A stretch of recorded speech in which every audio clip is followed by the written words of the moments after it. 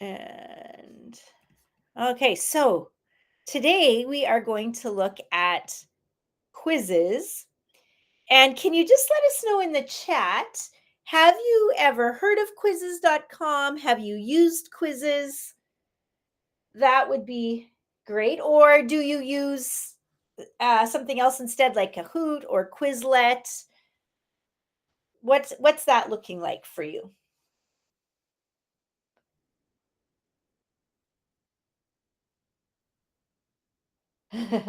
So Tiffany's done some online training. Yes. So Quizzes has been around actually for oh 6, 8 years at least. I've probably been like you, Tiffany, in that historically I hadn't used it a ton.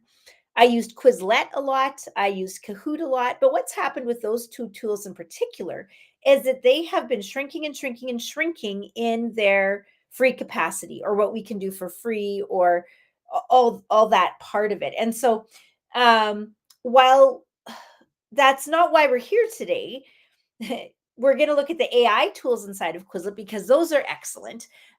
It's also one of the tools that actually is expanding what we have available, and they have a real push right now on for Canadians.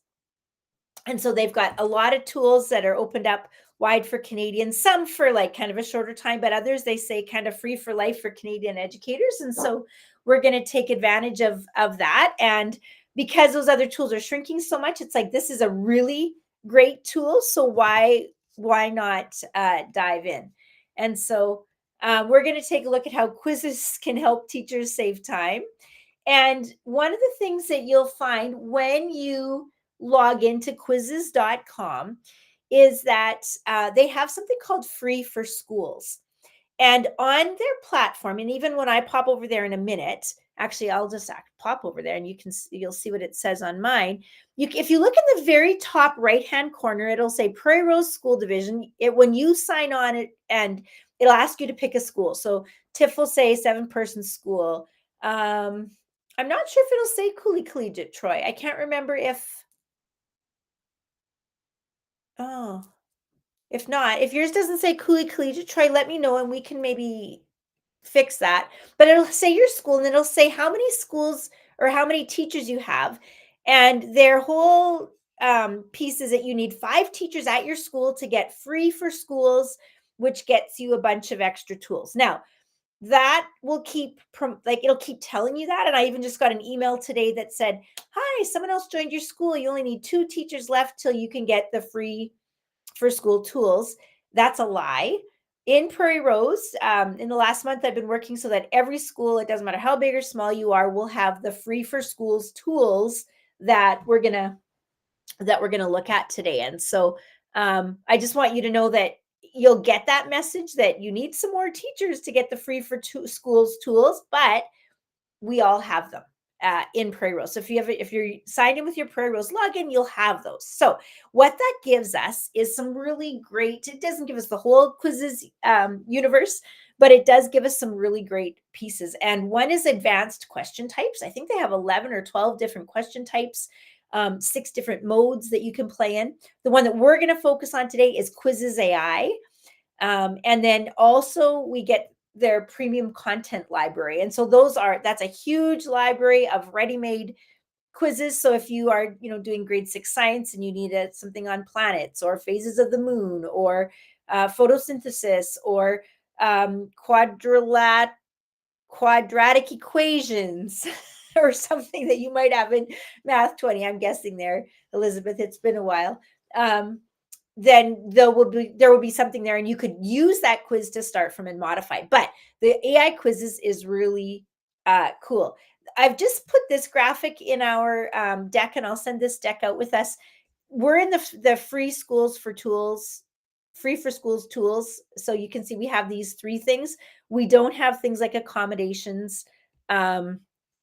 It does go into our Google Classroom, so there's a nice alignment there. So the other thing we don't have is like from my end, I don't have an admin dashboard where I can see all the schools and who's using it and that kind of thing.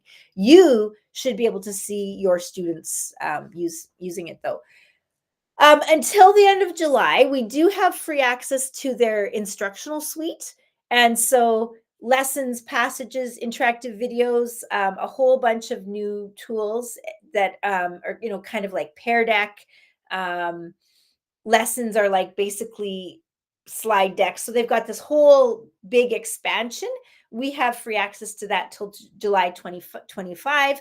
I don't know that that would continue after that, but the tools that we're going to look at today, um, with the AI part, we will have continued access. Um, we're not going to spend a lot of time today looking at how to do quizzes as far as like the game. Lots of you have done Kahoot, you've done Quizlet, you're or maybe Blookit or Gimkit, right? So you put out a join code or you put the link in Google Classrooms and your kids play. We're not going to focus on the actual quizzing part today. We're going to look at some of the AI parts behind. Although there are many game modes, kids can use any device. As a teacher, you do get the diagnostics, so that is awesome. What we are going to look at is the AI tools. And um, we're just going to skip that. Here's some of the AI tools that we can use, but I'm just going to jump in and we are going to head on over and I'm going to just do some live demoing. So these are just screenshots from inside of Quizizz. You can see that we can translate. So I know Eagle Butte has a whole raft of Spanish kids. Those often end up in your class, don't they, Elizabeth? You might have other students that are there for a short time or students that are new to your community. So we can translate quizzes. There's a mode where you can add explanations if you want it to be more of a learning tool as opposed to a quizzing tool. You can change times and you can do some importing. So let's actually hop over to Quizizz. And so, I think those are the same looking tabs. So we're going to come into Quizizz right here. And this is kind of my homepage. Now, if I scroll down, you can see this section right here. Create or import using AI. And there's some options here. So I can convert any document into a quiz. So I can upload a PDF or some different file types. It lists what they are. I can create, I could paste content in and it would make questions for me. I could generate questions from a link or an article. And finally, I could take a form, whether it's Microsoft Form or Google Forms, I could upload that and put it into Quizizz and it would add all the gamified features. So we could use those buttons. What I'm going to do is all these little pieces down here, this is from their library. So again, I can go into their library. We've got the library I can choose, but today we're going to look at how to make quizzes. So on the left-hand side, sorry, I'm going to click on that bottom one that says quizzing with AI. And here is some of the things that I can do. Now, I think what we'll start from today is we'll go from a website or an online article. I could upload a PDF. I could upload questions. Like if I have a question bank, if I have practice a diploma exam questions, I could put them in. If I have questions that are PDF'd from a workbook or anything, I could add those and it will do a lovely job of actually extracting the questions and knowing what to do with a question. It'll even attempt to make an answer sheet or it'll actually make the key if you don't provide one. For less complex, it does pretty good. But if we're looking at grade 11 level math, or I've been doing some stuff with the Flight Academy that's very quite complex, it doesn't get it right most of the time. So I have to go back and fix the key. What I'm going to do is I'm going to click on website or online article here, and I actually have a article from this is from National Geographic Kids, and it's What is a Planet? All the elementary, the new curriculum has space in grade 4, 5, and 6. So I'm just going to take this URL and I'm going to copy that. I'm going to come back over to Quizizz and I'm going to paste that in here. So we'll see some of the different workflows as we work through this. Now, this is going to be similar whether I'm coming from a document, whether I've just typed in a text that says a quiz, do a quiz on, I could type in here French Revolution, or I could type Canadian Confederation or something, and it would also generate as well. But I find when we're more specific, we typically get a better product. So I want an English output. Let's just go with 5 questions to start. And then I can pick the subject and the grade. Planets is grade 5 or 6 or so. I'm not sure which. We'll just stick with grade 5. And then I'm going to click on generate quiz. So what it's doing now is it's pulling from the website, the National Geographic website. I'm just going to come over here so you can see what's a planet, far out facts. This is my content that it's pulling from.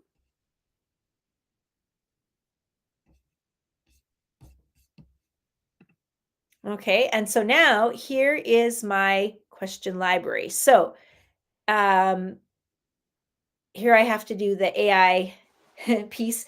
AI is a prediction machine. It's predicting what it thinks all the best answers are. It is not foolproof. In fact, it is a fool and it often will make mistakes. And so we don't want you to be fools as teachers. You must check anything that AI creates. So in this case, we would want to go through and we would really want to make sure that we have the right answers here. I can change the timing per second, so or per question. So if I thought they only needed 30 seconds, I could change the timing there. On the left-hand side, if let's say I wanted to change all of these to 45, now that would make the whole quiz, every question would be 45 seconds. I can change points as well. If I want to move questions around, I can drag them. So it kind of works a lot like a Google form. But now what I can do is I should be coming through here and I should saying how many planets. Okay, that seems about fair. What's not a condition for planethood? Pluto. Okay, those all look wandering stars, planets. Those look gas giant, Jupiter. Those look pretty good. If I wanted to edit, I can just click. This is the student mode, and I can come in here. I can type. I can add images if I want. I can delete. So let's say I only want 3 options here. I could delete it. So there's only 3 options. That would be a great way to differentiate, make it simpler. I can save questions. Oh, actually, Elizabeth, I'm going to come back in here and edit because there also is an equation editor that you might really be interested in. So if I come up here, I'm going to see if I can make that really big for you, but it has a really advanced calculator with all sorts of equation editor buttons. It uses LaTeX. So that might be helpful for you. It does have some pretty advanced math there. Elizabeth is a math teacher. All right, so there's that. You can also change the question type, and we have access to the ones that don't have a lightning beside. Okay, but we weren't going to play with that. Oh, do we want to leave? Cancel. Go back here. I'm going to change this. All right, so there's my 5 questions. Now I can also click here. I can also say add similar questions with add AI. So at the bottom, this isn't going to draw from the website anymore. This is just going to draw from what it knows about planets and space from different sources. So now you can see it's generating new questions using AI. It's given me 3 more. Which planet is known as the red planet? Mars, yes. Extensive ring system is Saturn. Closest to the sun is Mercury. I agree with all of those. Those are all correct and decent questions. I could remove any one of them if I wanted, but I'm going to say let's save changes. So now this is going to take my 8-question or 5-question quiz and it's going to put it into an 8-question quiz. So that's from a website. I could do the same thing from a story, a short story, from a nonfiction item. Let's take a look at what happens if we translate. So let's translate into Spanish.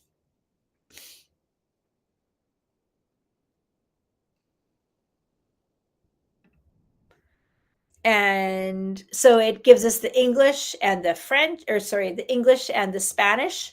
Now, as non-native speakers, we have to um, take a risk that this is a reasonable um, translation. What I've found in the last 2 years since we've really had this generative AI explosion is that has also been a huge explosion for the capabilities of translations. And so if you had a Spanish student, you might preface this as, it's not likely to be, it might not be perfect. There might be some things that are not perfect, but it's typically going to be pretty good. At Eagle Butte, if we have the Spanish, actually, they're Portuguese, they're from Brazil, so I could have done Portuguese. But you might want to have an English quiz and then the Portuguese quiz side by side so that they could use it or print one on paper and have one that's live. So that would be making that into Spanish. Or yeah, I think we made it into Spanish there. There we go. Now, some other things that we can do here. We can preview it. And so this is what the students would see. I can show answers if I want to go through and make sure that they're okay. So I can, this is the Spanish mode. So that's not very helpful for me right now. But let's go ahead and publish this. And we can also, I'm actually going to go out to a version that's not Spanish. And so I'm going to go to my library on the left-hand side. And I have another, what is a planet one? So let's take a look at this one just because it's in English. It's similar. Now, one of the things there's a couple other things I wanted to show you here. One is that we have a generate flashcards feature. And so if I click on generate flashcards for my planet quiz, what it does is it takes them and it puts them into kind of like a front and back flashcard. So like Quizlet, if you remember using Quizlet in the early years, when it's mostly like a flashcard piece, right? Like here's the front, here's the back. That's what we're getting here. So this is the question that it's coming from. It turns it into a front and back card. It is pretty impressive in how it's much smarter than, Quizlet of 10 years ago, which was kind of like just a real rudimentary tool. This actually has some understanding of the question and what's being asked. And so I now have flashcards. So I could edit any of these if I wanted to. I'm just going to say copy and save.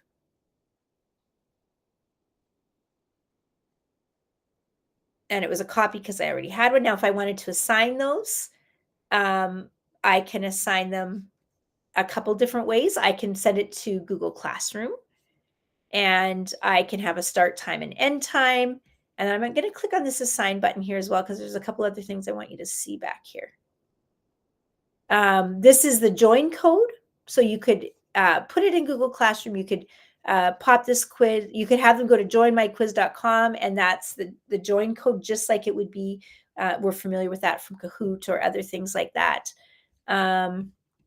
So that's what that would look like. And then I also wanted to show you, let's go back here.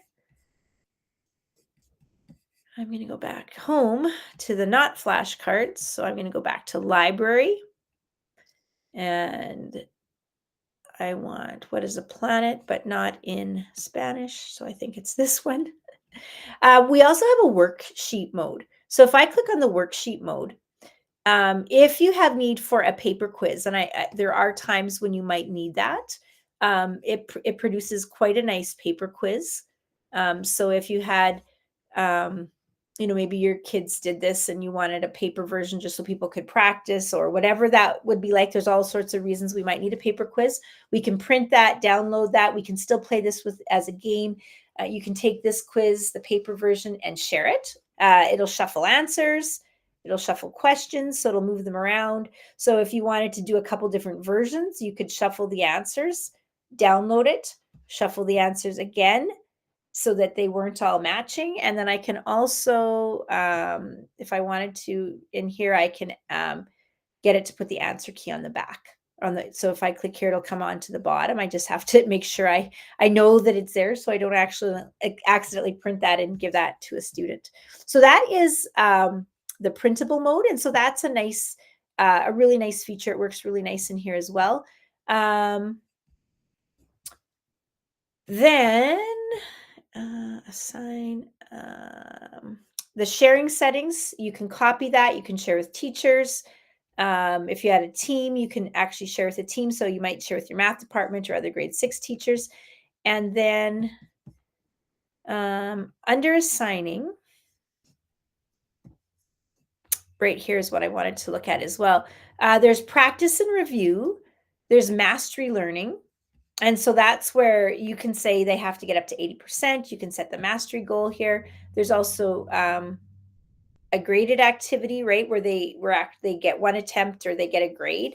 And in some of the other modes, there's also a lockdown test mode that's available in here as well. Actually, I have a screenshot that I'll just pop over and take a look at that.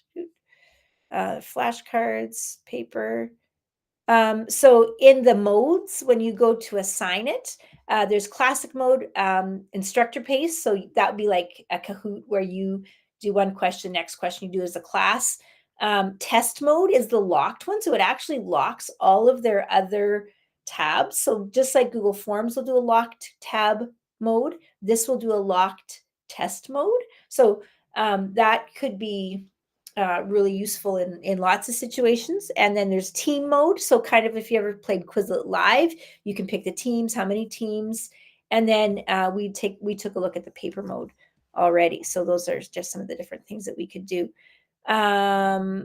There's some Alberta standards are in there. Some of the game modes that we currently have available.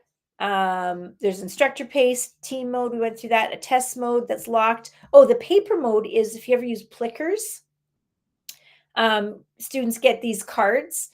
And so A, B, C, D, if we don't want to use phones or we don't want to use devices, we can put the question up on the board and that the kids hold their card A, B, C, D, and it scans. I used to use Plickers a lot. And then there's just some different question types, multiple choice, fill in the blank, drawing. We do have access to these right now, open-ended, video response. There's a matching, a reordering, a drag and drop, a drop down, a hotspot, which is neat, and a labeling one. So we can drag and drop. And we currently have access to those, but they won't be forever till July. And then math response. So if we make them now, you can take advantage of that. And I see I forgot to add my resources. When I send this out to you, there will be some items on the resources page there. So our next session is on Brisk. But before we do that, are there questions about Quizizz? I've got 4 minutes left. Would you like to see it use a PDF? Like do the Quizizz generation from a PDF? Is there something you'd like to see? Put your mic on. Let us know what you're interested in.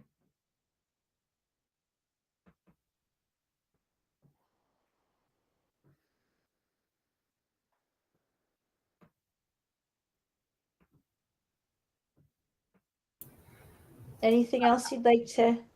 I think when we talk maybe a little bit more about the retrieval practice stuff that I've been doing, Yes. going back to like vocab and flashcards and some ways that kids can do some independent practice, I feel like this might benefit that. Absolutely. And then yes. And so now we could take your new curriculums, pop those in there. It would generate probably for us, or if you have vocab banks already, what it's doing is doing a lot of the work for us. So it's just making it easier. But the self-paced modes, the mastery modes, absolutely super great for that retrieval practice. In fact, one of the reasons I think that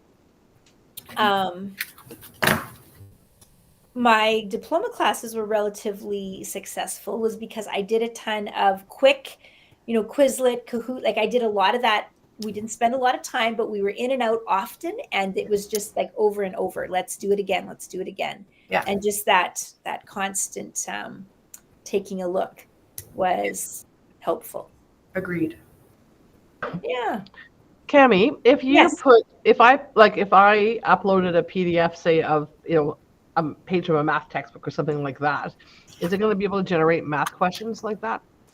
Um, I sort of gave it a go, if you don't mind me kind of putting yes. this here, is I was doing that kind of in the background while you were Yeah, good. going on about some of the things that I kind of knew a little bit about, or just because I've already been in there a little Yeah. bit. And it really just took the first like 5 questions that I had on my worksheet or like my practice and either rewrote those exact questions. Now there was like an AI button where you could like rewrite it using AI and kind of generate a new question. Yeah. But like mine were like on adding and subtracting integers. And how did it do with the math?